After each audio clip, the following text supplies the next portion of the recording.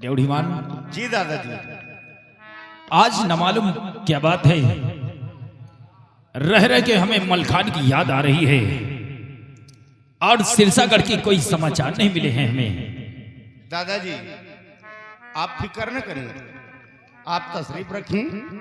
आज के दिन इंतजार किया जाता है, अगर कोई समाचार मिलता है तो ठीक, नहीं फदर होते ही हम आपका घोड़ा तैयार करेंगे और ठीक कहते हो तुम, चलने की तैयारी करेंगे दादाजी। ठीक कहते हो ड्योढ़ीमान। कल सिरसागढ़ का कोई समाचार मिलता है तो ठीक है, नहीं फजल होते ही तुम हमारा घोड़ा तैयार किया करो और हम सिरसागढ़ के लिए तैयारी बनाएंगे। जी दादाजी।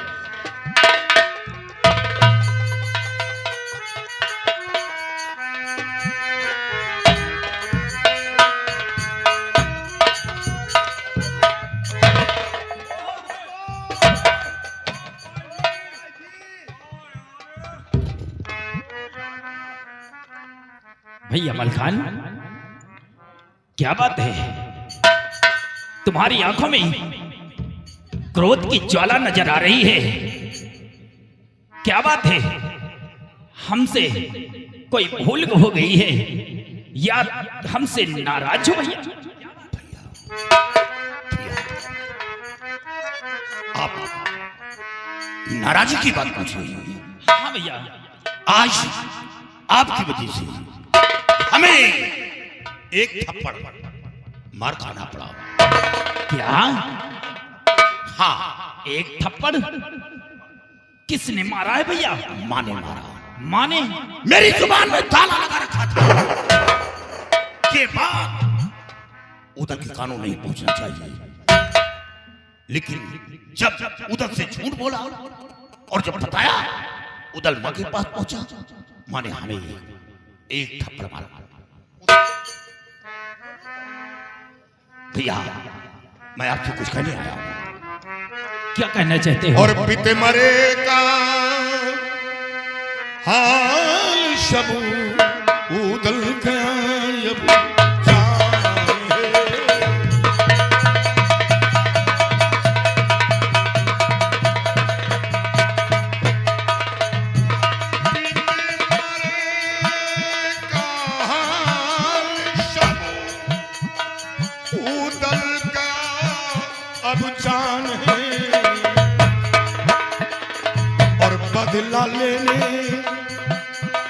बदला लेने के लिए दिल में ठानी था।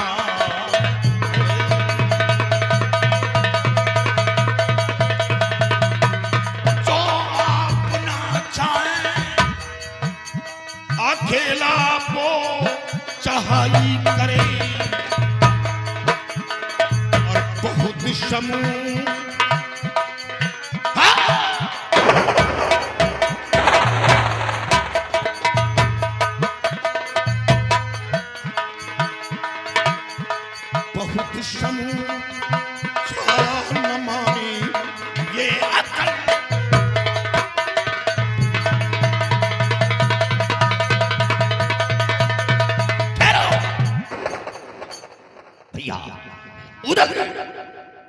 माड़ो के लिए जिद ठान लिया है और मैं ये खबर आपके पास पहुंचाने आया हूं। अब देर करने का वक्त नहीं है, फौरन आप तैयारी बनाएं। हम लोग माड़ो चलेंगे और करिया धम्बे को ललकार समर क्षेत्र में मारूंगा। लेकिन भैया ये भेद उदल से बताया तो किसने बताया है? भैया ये भेद पहले मामा माही ने बताया है, फिर उसके बाद सारी बातें माँ ने बताया। माँ ने? और जब माँ ने बताया तो मैं क्यों झूठ बोलूं? मैंने भी सब कुछ बता दिया। लेकिन भैया आप अच्छी प्रकार से जानते हैं और मैं भी आपसे कुछ कहना चाहता हूँ। क्या कहना चाहती हैं आप? अरे रन करना करिया से भैया ना कोई आसान है।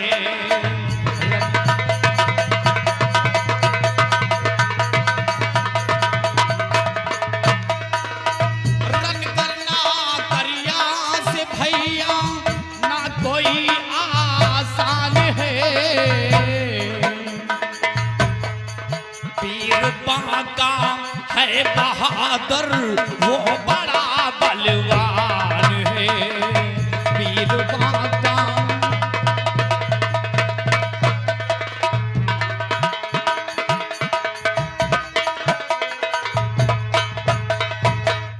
सामने जाने की उसके पड़ती मेरी हिम्मत नहीं, सामने जाने की उसके पड़ती मेरी हिम्मत नहीं, सामने जाने के उसके पड़ती मेरी हिम्मत नहीं। अरे क्या लड़ेगा जाकर उससे उदल अभी नादान है।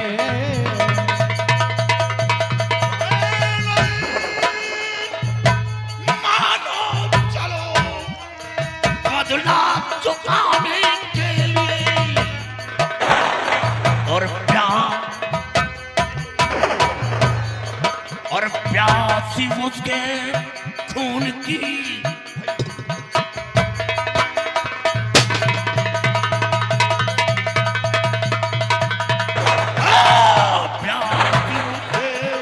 भाई खून की ये मेरी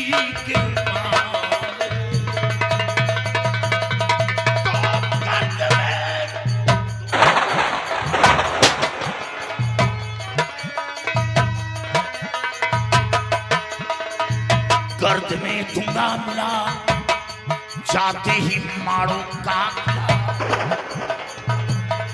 गर्द में दूंगा मिला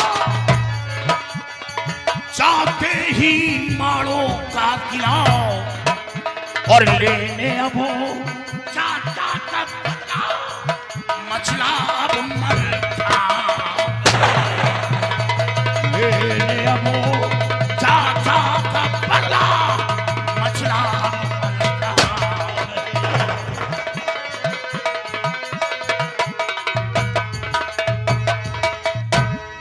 भैया आप समझदार होकर के नादानी की बातें कर रहे हैं। चुप रहो भैया, बहुत हो गया। मैं दुश्मन की तारीफ नहीं सुनना चाहता। अगर करिया बहादुर है तो क्या हम लोग कायर हैं? अगर करिया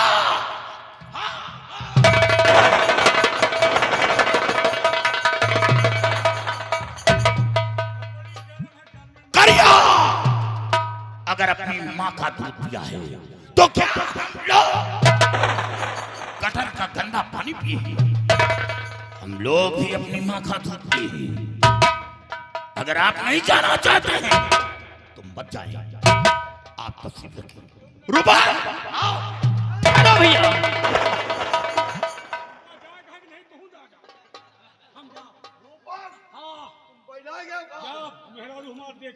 हम इसके विषय में अपने चाचा ताला से सलाह करेंगे। उसके बाद वो जो सलाह देंगे हम उन्हीं की सलाह के अनुसार चलेंगे। चाचा की बात कर रहे हैं? हाँ भैया। भैया चाचा जी उस वक्त अकेला पड़ गए थे। उनके पीठ पर कोई सहारा देने वाला नहीं था और ये मंजर चाचा जी की नजरों के सामने गुजरा गया। और चाचा जी कभी ये नहीं कहेंगे किसी की बेटी एक शेख नौजवान हो और वो अपने पिता का बदला ले। और जब ये बात है तो आप तस्वीर रखे मैं अभी बुलाता हूं चाचा जी। रुपन फौरन जाओ तस्वीर पुरवा चाचा जी को खबर करो कि बच्चे याद किए हैं। चाचा जी नंगे पैर दौड़ कर आएंगे।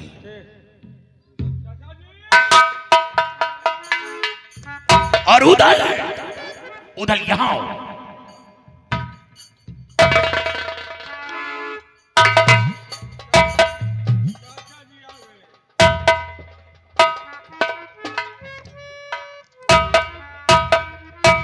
चाचा जी आदाब।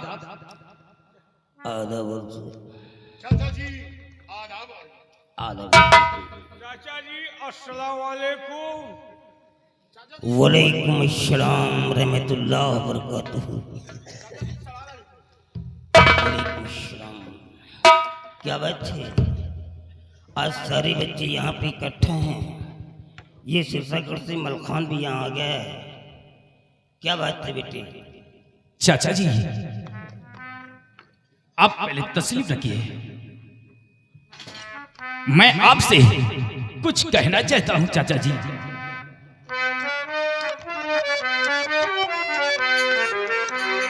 अरे चाचा ताला बताओ क्या सलाह है आपकी।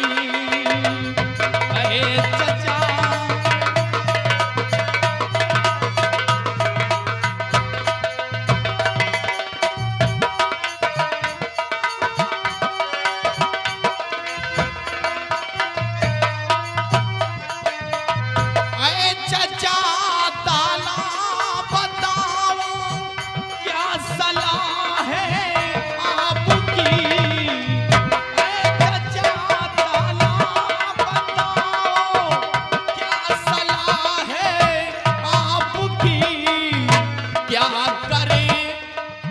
क्या करें जिससे फतेह हो मारो का मैदान है।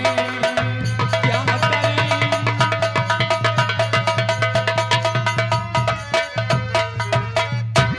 चाचा श्री, ये हमारे भाई लोग मारो के लिए तैयारी बना रखे हैं उस करिया और जम्बे से बदला लेने के लिए। चाचा जी इसमें आपकी क्या सलाह है? बेटा, जब कोई जम्बे और करिया का नाम लेता है तो मेरे आंखों में खून उतर आता है। उस वक्त मैं था जिस वक्त करिया से संग्राम हो रहा था, वो मंजर मेरे सामने गुजरा है। आज तक किसी दिन के लिए मैं जीता रहा कि एक दिन हमारे बच्चे जरूर सयाने होंगे और मैं करिया से बदला चुकाऊंगा। आइए बेटा, एक छोटी सी कहानी में तुम लोगों को बता रहा हूं। मैं करीब बनारस का एक सरदार कहलाता था। मेरे पास 9 बेटी और 18 नाती थी। घर की स्थिति बहुत कमजोर थी। नौकरी की तलाश में मैं बनारस से निकल पड़ा। सबसे पहले दिल्ली पृथ्वीराज चौहान के पास गया। मैंने कहा मेरे को नौकरी चाहिए। पृथ्वीराज चौहान ने भला बुरा कह करके मेरे को दरबार से बाहर कर दिया। क्या करता, व्यवस्था में। मैंने कहा चलो हम कन्नौज चलेंगे जनचंद के पास। आगे आगे मैं चल रहा था, पीछे पीछे मेरे बच्चों के घोड़े चल रहे थे और घोड़ों के टापों से उड़ती हुई धूल आसमान में मंडरा रही थी। अचानक देखता हूं कि एक बहुत बड़ा मैदान दिखलाई दिया और वहां पर बहुत सारे जानवर चल रहे थे। छोटे छोटे बच्चे थे, जानवरों को चरा रहे थे। जब उड़ती हुई धूल को आसमान में उड़ते हुए देखा तो बच्चे खौफजदा हो गए और भागने लगे। मैंने ऐन लगा करके अपने घोड़े को एक बच्चे को पकड़ लिया। मैंने कहा नहीं बेटे भागो मत, हम इंसान हैं, डरते क्यों? वो समय तक खड़ा हो गया और कहने लगा साहब बताइए क्या बात है। मैंने कहा ये हवेली किसकी दिखाई दे रही है?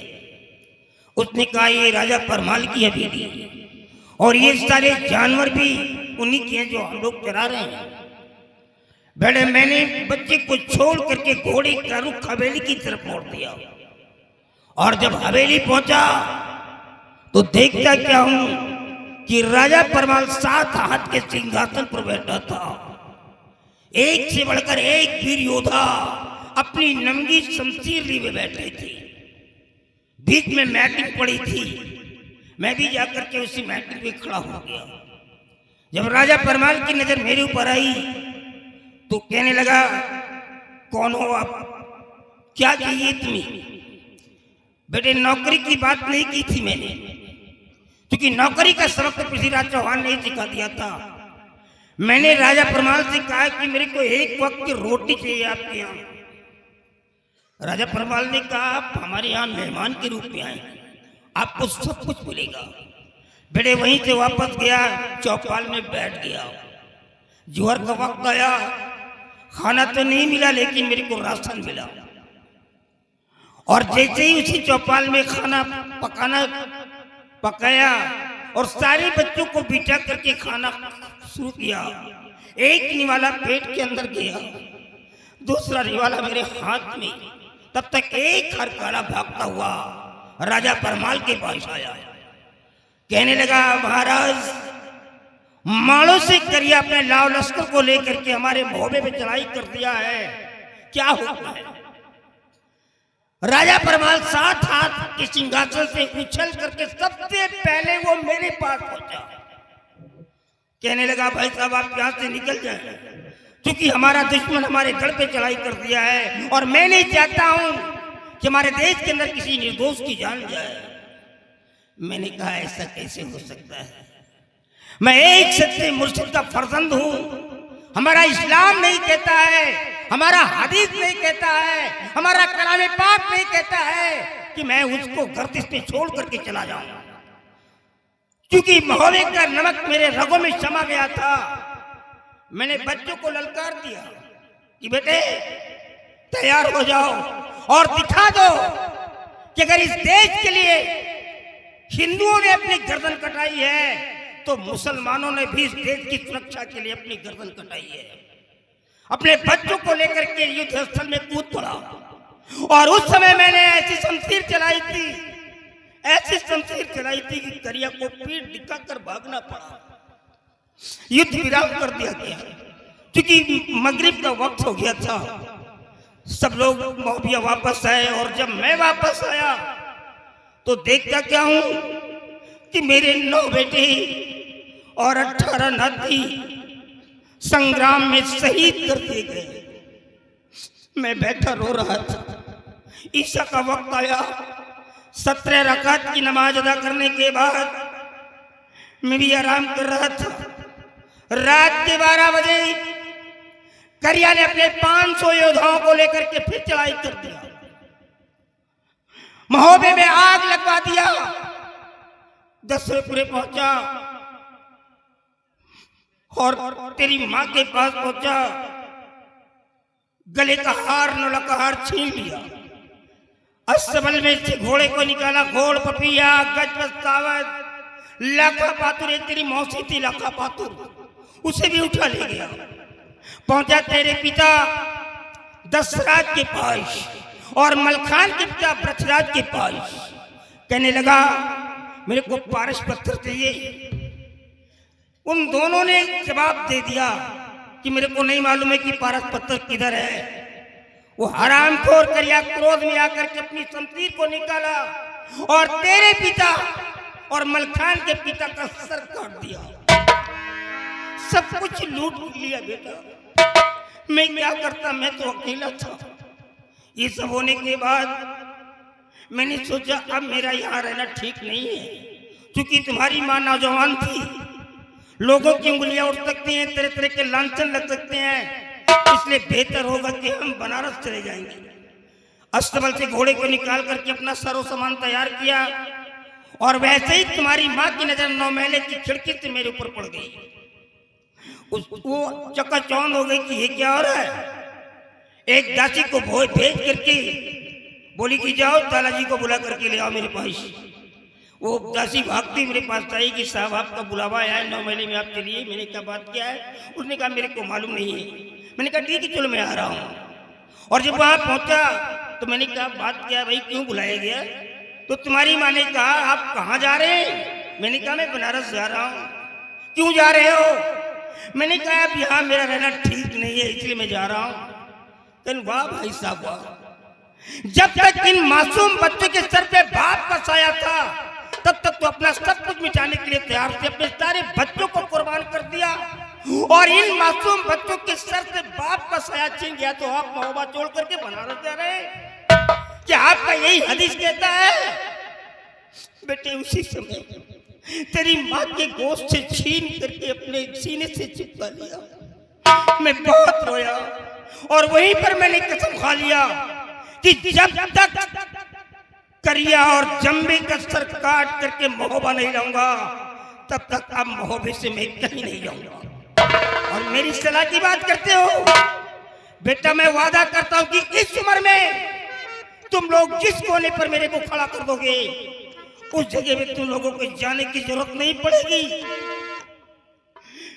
मैं अकेला ही काफी रहूंगा। चाचा जी, ये दशा मेरे पिताजी की। हाँ बेटे, हम करिया जम्बे से बदला लेंगे, लेकिन इतना आसान नहीं है। तुम नहीं जानते हो करिया की ताकत को। मैं अच्छी तरह से जानता हूं, मुझसे लड़ाई हो चुकी है, इसलिए हमें अपना भेष बदलना होगा। भेष बदल करके हम माड़ो चलेंगे और पता लगाएंगे कि करिया की कचेरी कहाँ लगती है, जम्बे कहाँ बैठता है। चुप रहो चाचा जी, मैं भीख मांगते हुए माड़ो नहीं जाऊंगा। भीख मांगते हुए माड़ो नहीं जाऊंगा।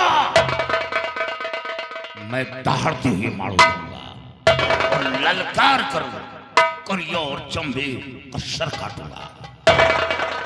तो फिर क्यों खड़ा है यहाँ पर? जाना तू क्यों शक्ल दिखला रहा अपनी? अरे मरना है तो मर जा करके, लेकिन मरने से पहले कभी सोचा है कि इस बूढ़े बाप का क्या होगा? अरे उसने तेरे बाप का सर काटा है, तो ये मत बोल कि उसने मेरे भाई का सर काटा है। मैं भी चाहता हूं कि जिस तरीके से करिया ने हमारे देश के अंदर कोहराम मचाया है, मैं भी यहां से जाऊं और दौड़ा करके रन में करिया को मारूं। लेकिन ये भी जानता हूं अगर मैं अपने बच्चों को करिया के सामने इस तरह खड़ा कर दिया तो हमारे बच्चे हमारे हाथ से छूट जाएंगे, हमारा बुढ़ापा बर्बाद हो जाएगा। वो तेरा बाप नहीं, मेरा भाई था, मेरा भाई। आला मलखान को समझाओ। भैया, चाचा जी ठीक कहते हैं और चाचा जी को दरबार में बुला करके चाचा जी का अपमान नहीं करना चाहिए, बल्कि चाचा की बातों को कद्र करना चाहिए। भैया बेटे, एक समय वो था इस महोबे के अंदर मेरे बगैर एक पत्ता भी नहीं हिलता था, लेकिन आज ये नालायक जब से हो गए हैं मेरी एक बात नहीं सुनी जाती है। इसीलिए महोबा छोड़ करके दशेपुरा में रह रहा हूं। मैं आज भी दशेपुरे में रहता हूं। चलो बेटे तैयारी करो, हम यहाँ से चल करके वहां पता लगाएंगे, तभी हम जंग फतेह कर सकते हैं, अन्यथा हम जंग फतेह नहीं कर सकते हैं। आओ मेरे साथ, बच्चों को समझा करके मेरे को साथ लेकर आओ।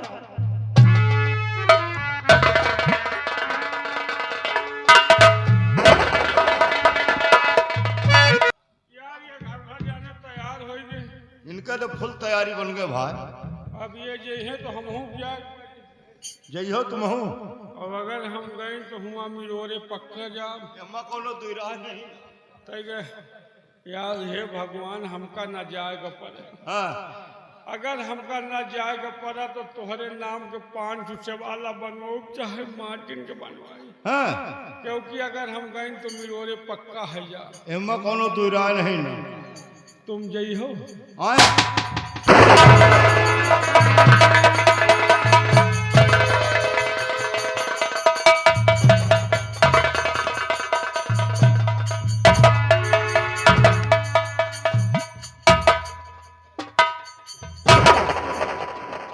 क्या हो रहा है?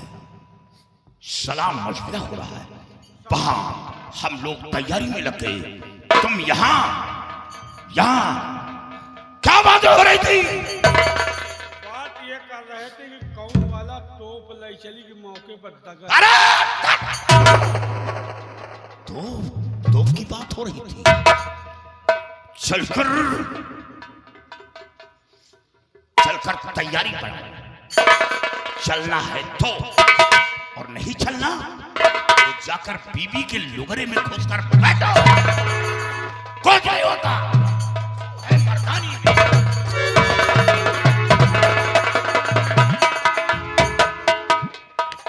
ए भाई अब तो जाब हम ताव वाली बात है गया ताव वाली का हमका बात से बर्दाश्त नहीं नहीं ना।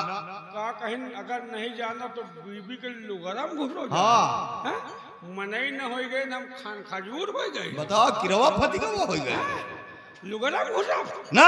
जा तुम हमारा मेहरा ध्यान दिहो। तुम टेंशन न लियो, जियो जागो कहो कि हाथ न लागो। अबे तो हमका मरे का मनावत है कहा यार। मरे के नहीं मनाए थे यार, हाँ। हम कही थे जियो जागो कोनो दुश्मन के हाथ न लागो, जाओ नावो कसारे को मिरोट डालो।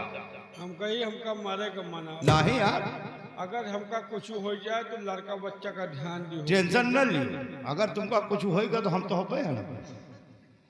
तो यार अच्छा मनावत की ना हो तो मेहरुआ हमारी हो जाए। मनाई नहीं, लेकिन फिलहाल तुम हमारा भाई है, हाँ। अगर तुमका कुछ होएगा तो लड़का बच्चा तो देखबे करो। देख रही हो हाँ चलता हूँ। हाँ भैया अब थोड़ी देर के लिए आप लोग गाने सुनिए, क्योंकि अब हम लोग साधु का रूप बनाएंगे, उसके बाद मारो जाएंगे।